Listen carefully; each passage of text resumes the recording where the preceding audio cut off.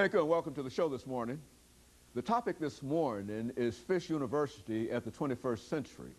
And we're fortunate to have with us to talk about Fisk University at the 21st century, the president of Fisk University, Dr. CReid-Wallace. And of course, Dr. Reid-Wallace, let me welcome you to the show this morning. Thank you so much, Dr. Haney. It's a pleasure to be here with you. And to tell you how delighted we are to have you here, President Reid-Wallace. One reason we're delighted to have you here is because I think that in a real sense you continue a long tradition that this show has had with Fisk University. We've had the president of Fisk University as well as many other administrators and scholars from Fisk University, and we've always used Fisk University as a tremendous resource for some of the things that we do here. But before we get into our topic for the day to talk about the institution at the 21st century, Dr. Reid-Wallace, let's have you to give our audience some information about your background, your education, and some of the things dealing with your experiences that eventually led you to become the first African-American female of this great institution. Let's start there and then we'll talk about some other aspects of it. Thank you very much, and it is an interesting story that should really begin by me telling you that in my wildest dreams, when I came to Fisk as a freshman, 16 years old, many, many years ago, I had absolutely no idea that I'd ever be sitting here talking to you in the capacity that I'm in, that is, as president of Fisk. I was born in Williamsburg, Virginia, and you may know that Williamsburg is one of those small, historic towns that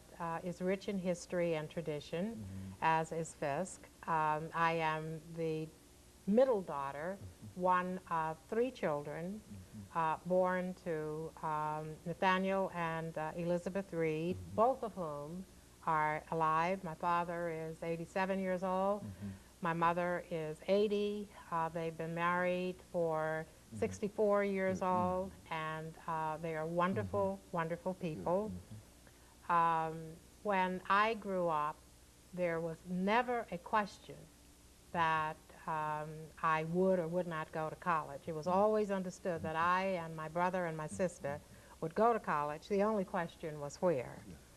I went to high school in Williamsburg, Virginia, and during those days, I went to school in the 50s and 60s, early 60s. Things were segregated, and so I went to a segregated school, but I will tell you, we always took pride in thinking that it was one of the finest schools in the United States, and it was. We had the cream of the crop in terms of our teachers, men and women. They had the highest expectations of each student, and you didn't get out of there unless you demonstrated more than a minimum proficiency. They call themselves preparing us for the world in which we lived. I attended Fisk. I came with every expectation that I would do well, and I did.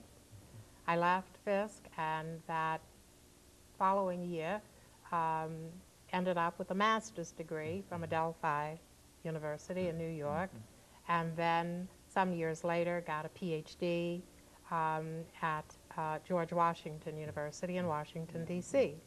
And I've either taught as a university professor, starting out at Talladega College in Talladega, Alabama, then to Howard University and Bowie State College, it's now a university, Grinnell College in Grinnell, Iowa, George Washington University in Washington, City University of New York, or if I wasn't teaching, I was an administrator.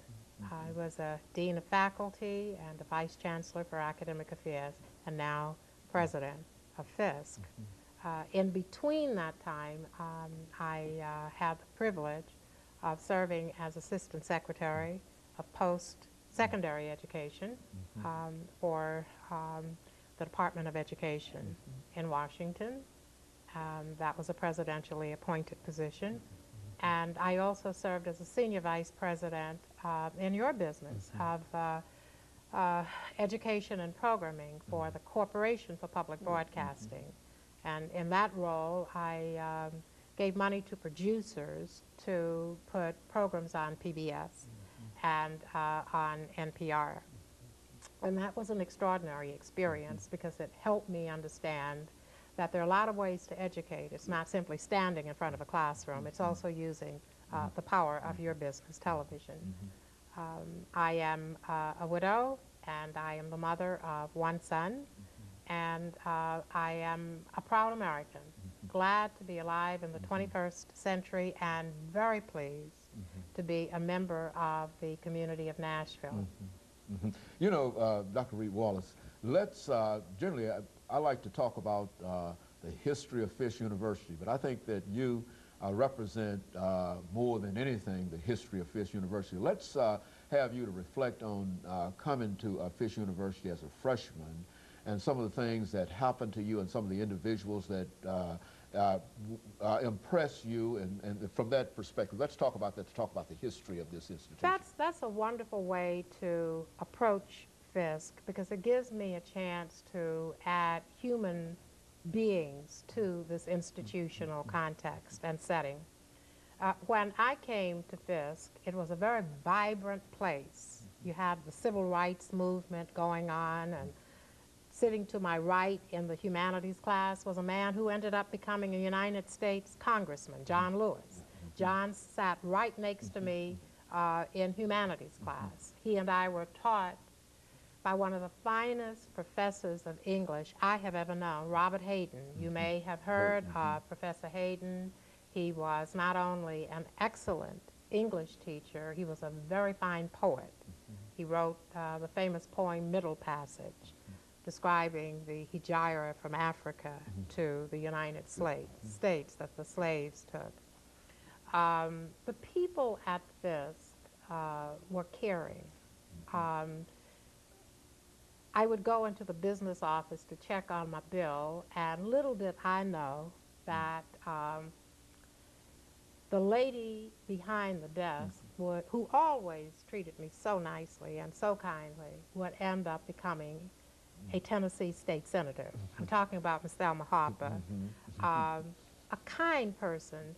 Now, Mr. Hawkins, who was a fine man, but he was grumpy, and you know, he'd scare you, and Miss Harper was always there to sort of soothe things over. Incidentally, Mr. Hawkins became one of my dearest friends. I came over time to realize that his bark was probably greater than his bite. Anna Bontemps, a great man. I did not realize how great these people were at that time. I just knew they were there, and they were very nice, and they expected good things and high things of you. I happen to have had the pleasure of having, as my major professor, an extraordinary woman whom she's dead now. Her name was Dr. Lillian Welch Voorhees. I owe so much to her. She believed in me and in all of her students. And when people believe in you, it helps you to believe in yourself. Fisk served as the beginning of everything that has materialized for me in terms of my interest in education, in terms of my confidence in myself, and in terms of my knowledge that other people touch your life in ways that you don't understand at the time, but it has served as a motivation to help me do the same thing now that I am on the other side of the fence. And of course, Dr. Reid-Wallace, we're getting ready for our first commercial break, after which we'll come back and we'll give you an opportunity to continue this discussion in reference to Fisk University and the impression. Certainly, we would like to hear about the Jubilee Singers and I some want of to the other talk things. about them. I want to talk about them. And of course, we're going to give you an opportunity as soon as we come back. And of course, we'll be back with our audience following this very, very short commercial break.